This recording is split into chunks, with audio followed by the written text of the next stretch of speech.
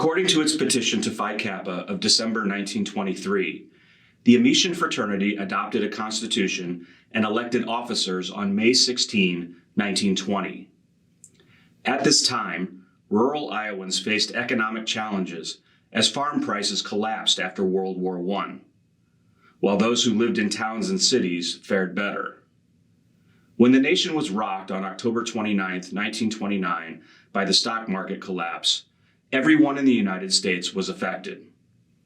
Demonstrating remarkable resilience, the Xi chapter of Phi Kappa weathered the 1920s and early 1930s and was even poised for growth in the heart of the Great Depression. The men of the Amican fraternity were officially recognized by Iowa State in October of 1920. They made their first appearance in Iowa State's yearbook, The Bomb, in 1922.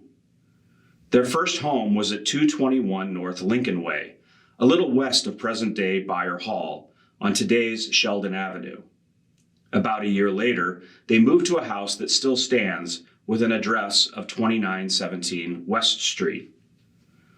Photos in the yearbook showed steady membership numbers each year, reaching 33 men in 1930. Some of the Amicans served in the U.S. military during World War I, and many had been active in the Catholic Student Association at Iowa State before creating the Amican fraternity. Among its leaders were Roy Dautremont of Independence, Iowa. Others included my grandfather, Leo Martin of Tripp, South Dakota, who served as House President for 1922 into 1923, and John Spalding of Clinton, Iowa, the president from 1923 into 1924. In the 4 years of its existence, the Amican fraternity totaled more than 40 members. When they submitted their petition, it was signed by Charles H. Cobb, George C. Decker, Clarence J. Denner, Gregory C. Elliott, Leo S. Fitzpatrick, Henry C. Gardiner, Emmett C. Hensing, Leo E. Martin, John J. Ratter, Charles J. Saunders, Irvin L. Spar, and John D. Spalding. The petition was accepted at the Phi Kappa Convention in Lawrence, Kansas on December 28, 1923. On the chilly night of February 15, 1924, at the Sheldon Munn Hotel in downtown Ames, newspaper reports detailed that a team of Phi Kappa members from the Delta chapter in Iowa City and some of their alumni conducted the ritual to install the Xi chapter of Phi Kappa at Iowa State College.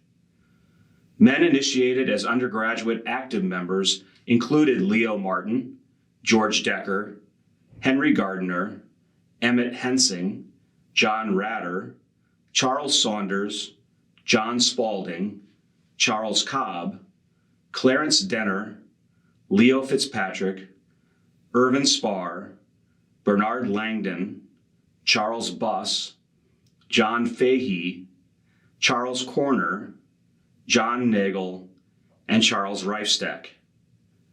Alumni members initiated were E.L. Broderick, Murray Jocelyn, John O'Leary, Joseph Lennon, and Lorenz Wegener. Phi Kappa members proved that anti-Catholic bias was subsiding. Stephen J. McDonough Jr. of present-day West Des Moines had a notable time at Iowa State College. He served as president of the Cardinal Key Honorary from 1928 to 1929, was president of the Cardinal Guild, the student council of the time, and was a vice president of his senior class. He also served as the editor of the Iowa State student newspaper and editor of the ISC humor magazine, The Green Gander. Anthony J. Kolker of Dyersville was also a Cardinal Key recipient and was president of the honorary in 1932. The Brothers of the Xi chapter of Phi Kappa made their home at 2917 West Street, on the west side of campus.